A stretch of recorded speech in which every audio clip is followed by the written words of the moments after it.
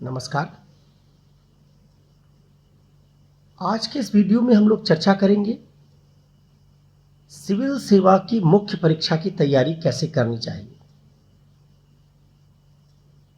यह वीडियो मुख्य रूप से उन विद्यार्थियों को ध्यान में रखकर बनाया गया है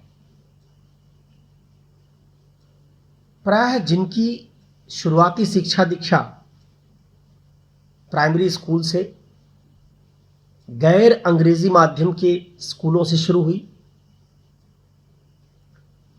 जो मानविकी की पढ़ाई करने वाले विद्यार्थी रहे हैं, जो गैर इंजीनियरिंग, गैर मेडिकल, गैर मैनेजमेंट की पृष्ठभूमि से आते हैं,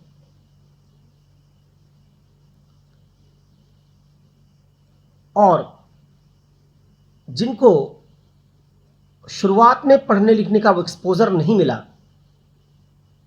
जो प्रायः शहर में रहने वाले बड़े स्कूलों में पढ़ने वाले विद्यार्थियों को मिलता है, जिनके घर में बहुत सारे लोग ब्यूरोक्रेसी में नहीं रहे, घर में पढ़ाई लिखाई का बहुत कल्चर नहीं रहा, समझ बनाने का सारा कार्य खुद करना पड़ा। इलाहाबाद, लखनऊ, भोपाल, पटना, जयपुर आने पर पहली बार शहरी कल्चर से परिचित हुए। जब विश्वविद्यालय या किसी कॉलेज में पढ़ने आए, तभी सही मायने में उनकी पढ़ाई और सिविल सेवा के बारे में उनको जानकारी मिली। ऐसे विद्यार्थी जो अलग अलग कारणों से डिसएडवांटेजियस पोजीशन में रहे हैं, चाहे वो भाषाई डिसएडवांटेजियस पोजीशन रही हो,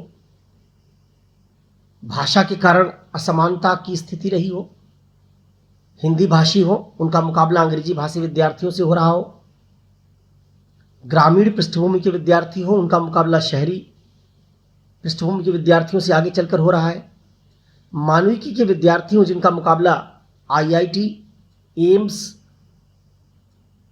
आईआईएम, एनआईटीज के विद्यार्थियों से आगे चलकर हो रहा हो। तो आज का वीडियो उन लोगों को तैयारी करने के लिए कुछ मंत्र या टिप्स देगा जो किसी न किसी कारण से अलाभकारी दशा में रहे हैं और फिर वो सिविल सेवा की तैयारी करना चाहते हैं। तो मूलतः ग्रामीण पृष्ठभूमि के विद्यार्थियों के लिए, शुरुआत में गैर अंग्रेजी माध्यम में पढ़ाई लिखाई करने वाले विद्यार्थियों के लिए, मानविकी के विषय लेकर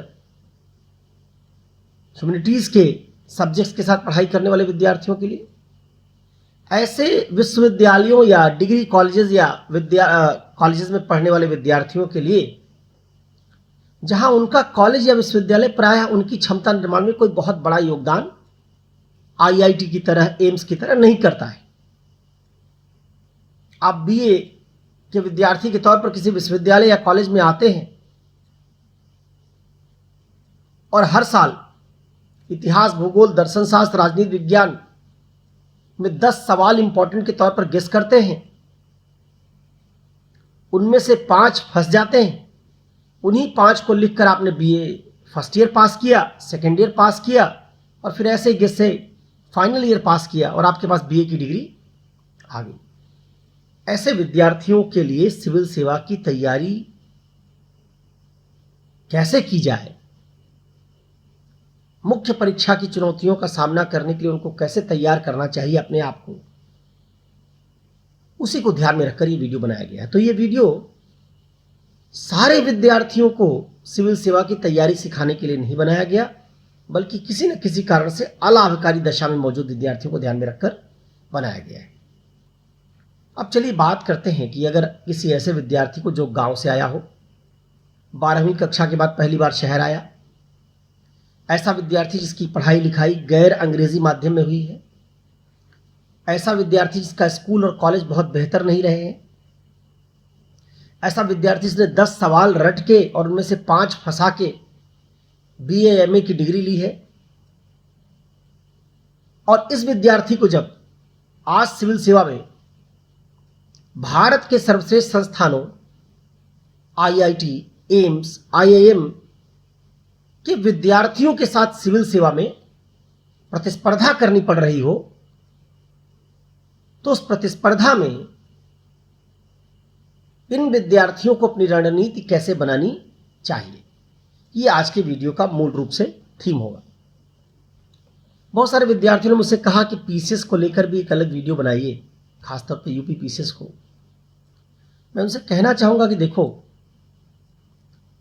कोरोना के बाद दुनिया में जिस किस्म की बेरोजगारी आने वाली है और सरकारी नौकरी का चार्म बढ़ने वाला है, क्योंकि प्राइवेट जितने लोग थे उनमें से ज़्यादातर की नौकरी चली गई, प्राइवेट सेक्टर में काम करने वालों की, जिनकी बची है आगे चली जाएगी। सरकारी नौकरी वाले लोग सुरक्षित रहे, उनकी तनख्वाह में कटौती नहीं हुई, टीए कटा लेकिन तनख्वाह मिल गई। तो कोरोना के बाद सरकारी नौकरी का चार्म फिर से बढ़ेगा। अमेरिका में भारतीय लोगों की नौकरियों में कटौती होगी, खाड़ी देशों में भारतीय लोगों की नौकरियों में कटौती होगी। परिणाम स्वरूप इंजीनियरिंग की पढ़ाई करने वाले, मैनेजमेंट की पढ़ाई करने वाले बहुत सारे विद्यार्थी जो पहले अमेरिका चले जाते, वहां जॉब नहीं होगा, तो ये सब भी अपनी इंजीनियरिंग की पढ़ाई करने के बाद, आईआईटी की पढ़ाई करने के बाद अब आईएएस और पीसीएस देने के लिए आएंगे। इससे 2020 के बाद आईएएस और पीसीएस में इंजीनियर्स, डॉक्टर्स, मैनेजमेंट प्रोफेशनल्स, इनकी आमद बढ़ेगी, ज्यादा संख्या में लोग आएंगे। और ये सब चूंकि आईएएस तो बन नहीं पाएंगे, हर साल हजारों लोग अमेरिका जाते थे, वो हजारों लोग अमेरिका नहीं जा पाएंगे और ये सब आईएएस देना चाहेंगे तो सब तो आईएएस नहीं बनेंगे।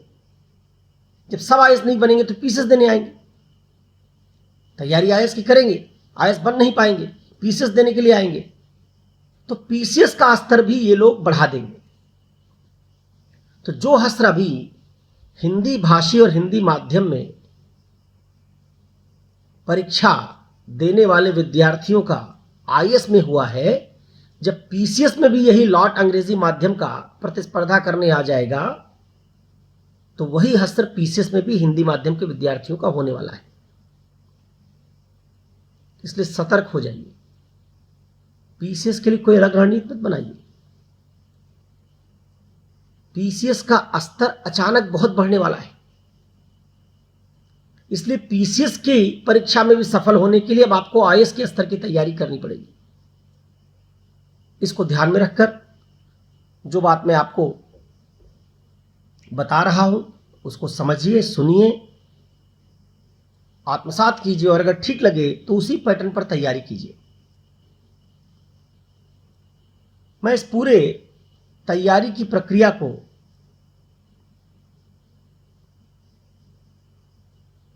तीन भागों में बांटूंगा। एक भाग में हम चर्चा करेंगे पढ़ाई कैसे करें, कितने चरण में करें। दूसरे भाग में लिखाई कैसे करें। कहते हैं ना, आप पढ़ाई लिखाई कर रहे हैं, पढ़ाई लिखाई एक जैसी बात नहीं। पहले पढ़ाई कैसे करें, पढ़ाई सीखिए, फिर लिखाई कैसे करें, लिखाई सीखिए। लिखाई में आंसर राइटिंग से लेकर नोट्स बनाना तक सब शामिल हो। और फिर तीसरा चरण, एनरिचमेंट कैसे करें, टॉपअप कैसे करें, वो अतिरिक्त आधा नंबर या एक नंबर एक सवाल में कैसे बढ़ाएं, जिस आधे या एक नंबर के बढ़ने से ही अंततः हम दूसरों को पछाड़ पाते हैं। जीएस में 20 सवाल पूछा जाता है एक पेपर में, आधा आधा नंबर अगर आपका एक सवाल में बढ़ा ले, अगर आपको ट्रिक पता चल जाए या इसका तरीका सीख ले आप, तो एक पेपर में 10 नंबर जीएस के बढ़ेगा। 4 पेपर जीएस के होते हैं, 40 नंबर आपने बढ़ा लिया। 2 ऑप्शनल के पेपर होते हैं, 20 नंबर वहां बढ़ा लिया, 60 नंबर। 60 नंबर कैसे बढ़ा? अगर आपने आधा नंबर एक सवाल में बढ़ाया तो आप 2 ऑप्शनल के पेपर और 4 जीएस के पेपर में 60 नंबर आगे निकल जाएंगे। ये 60 नंबर तय करेंगे कि आप आईएएस बनेंगे या उस सेवा की प्रतिस्पर्धा से बाहर चले जाएंगे। कई बार हिंदी माध्यम के विद्यार्थी को आधा अंक अपील नहीं करता, इसी का खेल ही है सारा। आप जो सोचते हैं कि कुछ चमत्कार होगा, और किसी जीएस के पेपर में आपको दूसरे विद्यार्थी से 15 नंबर ज़्यादा मिल जाएगा, कि 15 नंबर कहीं आसमान से नहीं टपकता है।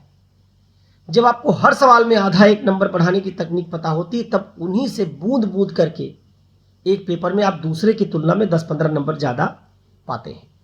ये कैसे करेंगे? इसको हम एनरिचमेंट या टॉपअप कहते हैं।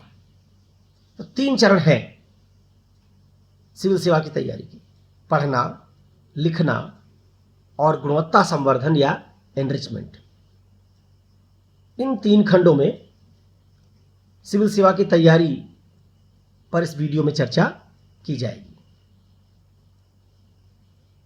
इसके अतिरिक्त भी कुछ और बातें होंगी जिनको हम चौथे चरण के रूप में मुख्य परीक्षा की तैयारी में शामिल कर सकते हैं। जैसे परीक्षा की तैयारी लंबी होगी तो मोटिवेशन कैसे बनाए रखें, एक हिंदी माध्यम के विद्यार्थी को आइडियली कितना समय मुख्य परीक्षा की तैयारी में लगाना चाहिए, सिविल सेवा की मुख्य परीक्षा की तैयारी करते समय और एग्जाम्स भी देने चाहिए या नहीं देने चाहिए, छोटी मोटी नौकरी में चले जाना चाहिए या सीधे सिविल सेवा की ही परीक्षा देनी चाहिए और किसी नौकरी को शुरुआत में ज्वाइन नहीं करना चाहिए। इस तरह के कुछ सवाल भी बनते हैं। इनको लेकर हम लोग एक एक बात की चर्चा करेंगे। तो पहले पढ़ाई, फिर लिखाई, फिर गुणवत्ता संवर्धन या एनरिचमेंट, और चौथा मोटिवेट कैसे करें, समय का प्रबंधन कैसे करें, और जो कुछ बातें मैंने और अभी बताई उन सबको जोड़कर इस तैयारी का पूरा ढांचा तैयार होगा।